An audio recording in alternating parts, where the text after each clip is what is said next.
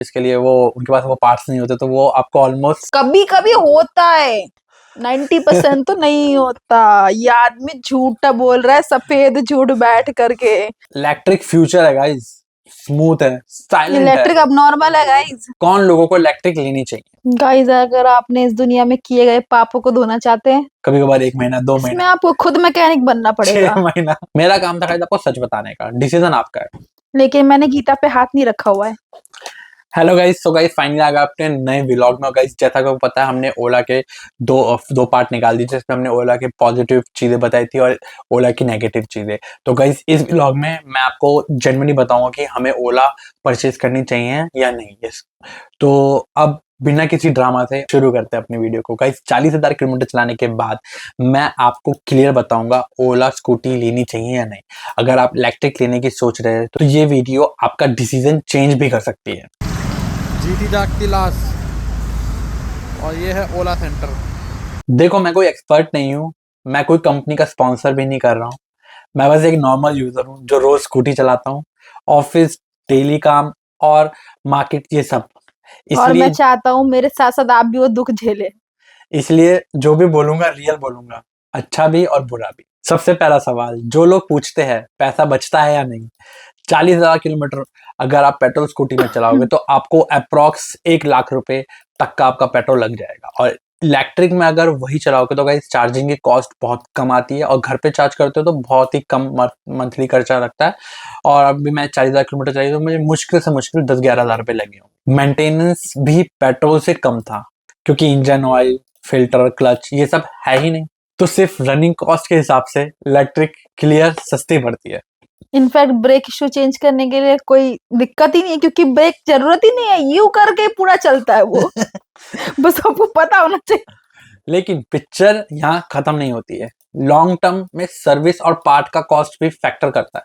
कभी कभी जो पैसे आप पेट्रोल से बचाते हो वो सर्विस और टेंशन में चले जाते हैं। और गाइज आपको कभी पता ही है, कभी कभी चाहते हैं। और गाइज आपको पता है टाइम कॉस्ट है, और इलेक्ट्रिक में कभी कभी ये ज्यादा लग जाता है। जैसे कभी कभार आप गए हो सर्विस के लिए, वो उनके पास वो पार्ट्स नहीं होते, तो वो आपको ऑलमोस्ट सीरियसली वो 2-3 गाइस, अगर आप महीने। इलेक्ट्रिक स्कूटी के लिए जा रहे हो ना रिपेयर करने के लिए, तो अपनी माइंडसेट में 3 महीने का डेट लेके चलना, तभी मिलेंगे। कभी कभी होता है, 90% तो नहीं होता। ये आदमी झूठा बोल रहा है, सफेद झूठ बैठ करके। पेट्रोल स्कूटी सिंपल है, फ्यूल डालो और निकल जाओ। इलेक्ट्रिक फ्यूचर है गाइस, स्मूथ है, साइलेंट है, इलेक्ट्रिक अब नॉर्मल है गाइस। एनवायरमेंट फ्रेंडली है गाइस, लेकिन इंफ्रास्ट्रक्चर और सपोर्ट भी परफेक्ट है। शॉर्ट डिस्टेंस, सिटीज यूज और डेली ऑफिस के लिए इलेक्ट्रिक बेस्ट है। लॉन्ग राइड, इमरजेंसी और टेंशन फ्री अगर रहना चाहते हो तब आप पेट्रोल ले सकते हो, वो सेफर ऑप्शन। अब सबसे इंपॉर्टेंट बात, कौन लोगों को इलेक्ट्रिक लेनी चाहिए। गाइस अगर आपने इस दुनिया में किए गए पापों को धोना चाहते हैं, तो ऑब्वियसली आपको ये स्कूटी लेना चाहिए, और अगर नहीं तो बिल्कुल भी नहीं। अगर आप डेली गाइस 40 से 50,000 किलोमीटर चलाते हैं, घर पे चार्जिंग है, पेशेंस भी आपके पास है, सर दर्द झेल सकते हैं, तो आप इलेक्ट्रिक ले सकते हो, आपको कोई दिक्कत नहीं आएगी। और अगर आप स्मूथ राइड चाहते हो, साइलेंट एक्सपीरियंस की, ज्यादा शोर बूम बूम ना हो, और पेट्रोल की कॉस्ट बचती है, तो आप इलेक्ट्रिक ले सकते हैं। लेकिन लॉन्ग डिस्टेंस ट्रैवल करते हो, मतलब डिफरेंट टू डिफरेंट सिटीज, तब आप इलेक्ट्रिक को मत लेना।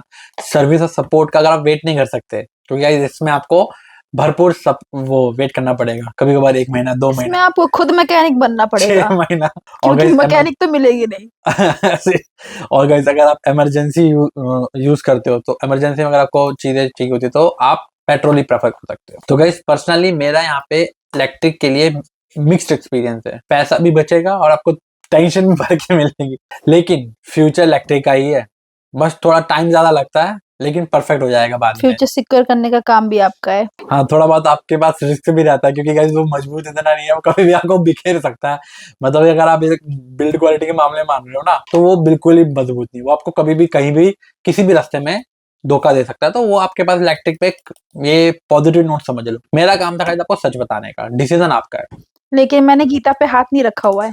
अगर आप ओला यूजर हो तो कमेंट में अपना एक्सपीरियंस जरूर शेयर करना, चाहे आप मुझे गालियां क्यों ना दे रहे हो। नेक्स्ट वीडियो में मैं गाइस आपको और भी मजेदार किस्से सुनाऊंगा ओला जो हमने ये ली है, और इसमें क्या क्या हमारे साथ एक्सपीरियंस हुआ है।